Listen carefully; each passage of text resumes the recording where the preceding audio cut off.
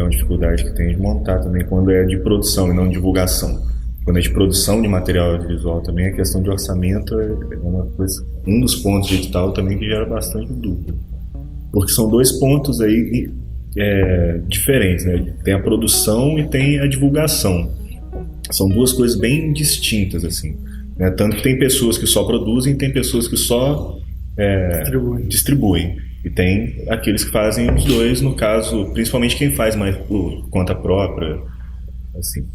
Então, essa parte da divulgação precisa de conhecimento, é igual o Felipe falou. Acho que o principal nem é falta de incentivo público. Acho que o maior problema que a gente esbarra, não só nesse ponto, aí a gente vai abrir para todas as áreas da arte, é falta de informação.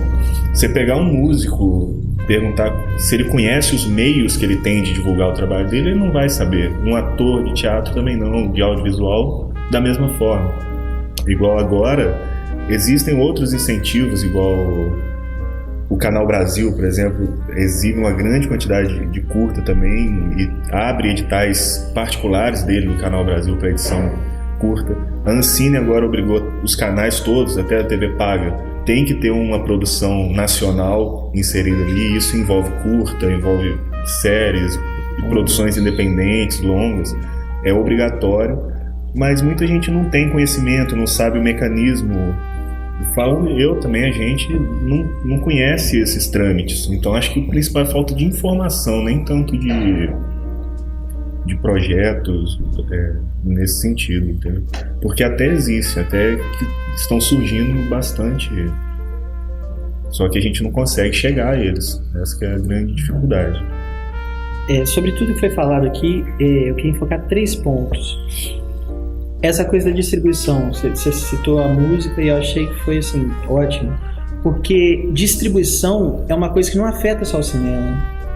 É o grande problema que a gente tem hoje, é um problema endêmico, é uma coisa que as pessoas não sabem. Não tem ninguém que trabalha distribuição no Brasil. Uma pessoa assim que você faz seu trabalho aqui, vai lá, não, beleza. Tem gravadores pequenas que fazem isso, tá, mas elas assinam jogando alto 100 bandas. E quantas bandas estão produzindo? Quanto material bom deixa de ser distribuído em função de não ter distribuição? Sabe? Então, assim, o que a gente tem é muito pouco. Esse é um ponto. O Felipe falou um negócio sobre a distribuição por internet. Custo zero, coisa zero, beleza. Agora vamos pegar uma pessoa para falar, vamos transformar isso num produto.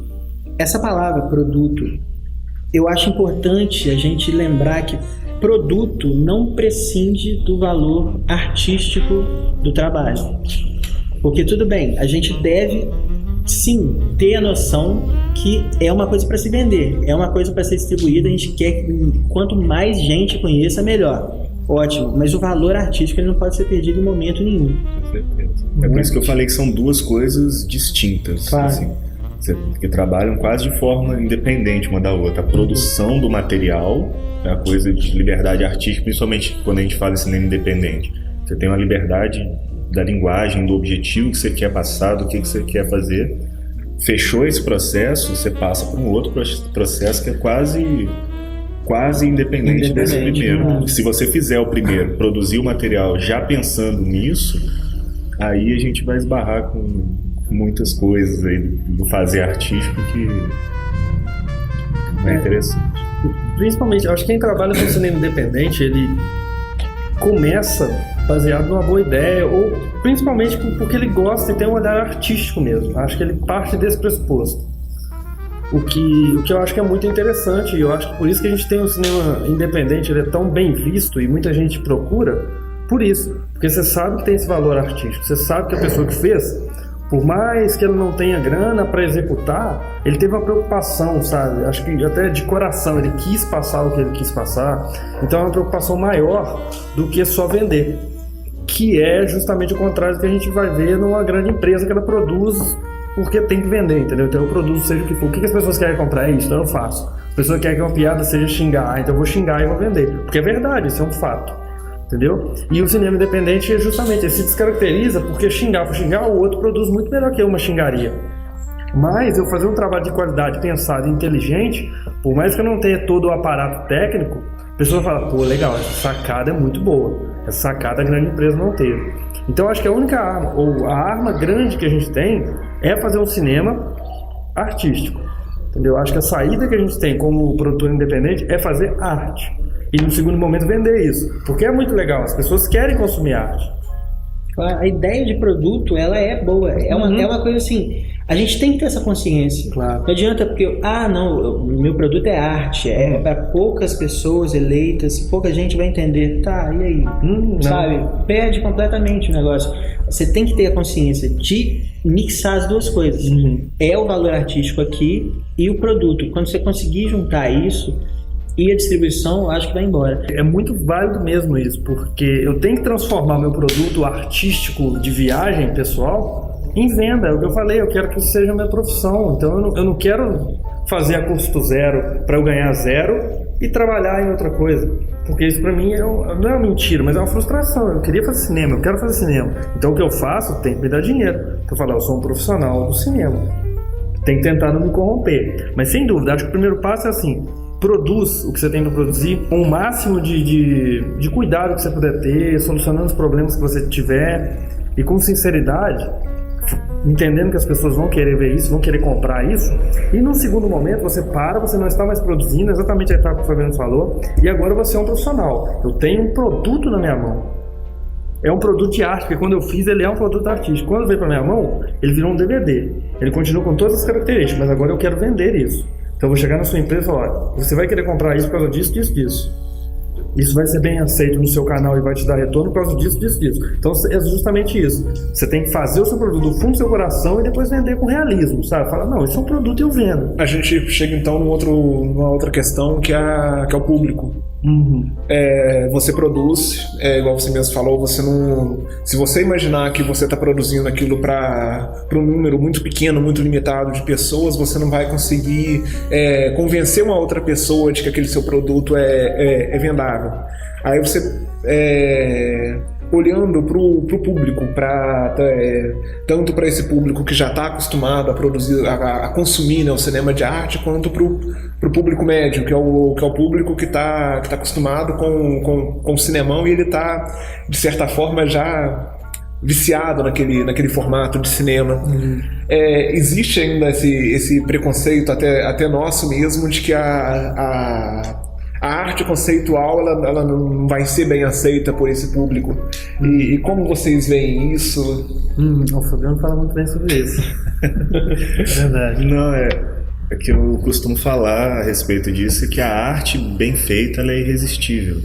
Se você tiver uma qualidade do fazer artístico, seja em todas as áreas, se for bem feito, se for produzido com verdade e de uma maneira criativa, enfim, o fazer artístico com qualidade, ele é irresistível, mesmo que a pessoa não saiba o porquê que está gostando, mas ela vai gostar. Seja uma escultura, a pessoa vai parar e ficar olhando para aquilo, não sabe porquê, mas ela está atraída por aquilo. Uma música, uma produção audiovisual, tudo, eu acho que se for bem feita com verdade, ela é bem aceita. O que às vezes se camufla aí no meio, só abrindo um parênteses sobre isso, é aquele material independente que foi feito de forma mentirosa, entendeu? Por exemplo, eu acrescento ali, seja com palavreado, igual o Felipe colocou, um monte de palavrão, ou sei lá, mulheres seminuas, ou vejo o que o pessoal do cinema independente gosta. Eles gostam de vestido mais ou menos assim, então eu faço só para me enquadrar ali. Aí não tem essa verdade, aí realmente costuma não ser aceito, porque não passa, você não te atrai de verdade isso. E com relação ao público, eu acho que está tendo, voltando à questão da internet, uma mudança um pouco com essa questão da divulgação pela internet. Por quê? Porque está se criando uma conscientização de público também. Porque com o cinema, da forma como era feito, e a televisão em si, a pessoa sentava e era oferecido para ele e ele consumia aquilo. Eu chego no cinema, tá passando 3 filmes. Tá, eu vou pegar aquele e aceito. Na internet, a pessoa ela vai em busca daquilo que ela tem interesse. Então cria inverte, você entendeu? Esse processo. não adianta você oferecer, porque ela tem outras possibilidades. Se eu quiser ver aquele outro, eu vou procurar, e hoje em dia na internet você vai achar. Se procurar qualquer coisa hoje na internet, você vai achar daquele formato. Você não precisa aceitar o que chega, Isso. você procura o que Então você quer. essa inversão acho que torna um papel muito importante até com relação à cultura do país em geral, assim, que é transformar o telespectador em alguém pensante, que escolhe aquilo que quer consumir, que tem esse poder de escolha, tem culturalmente uma bagagem para se preocupar com aquilo que ele vai ingerir, digamos assim, de informação. Acho que é um processo que a gente está... E até nesse contexto todo, até falando um pouco pelo lado que eu atuo, que é o da crítica, eu acho que a crítica tem um papel muito importante nesse contexto, que ela ajuda a estabelecer esse diálogo, né, entre a crítica ajuda a estabelecer esse diálogo entre a obra e o público, que muitas vezes, dependendo do nível de complexidade da obra, à primeira vista o público ele pode se sentir, né, às vezes intimidado, pode se sentir distante daquele produto.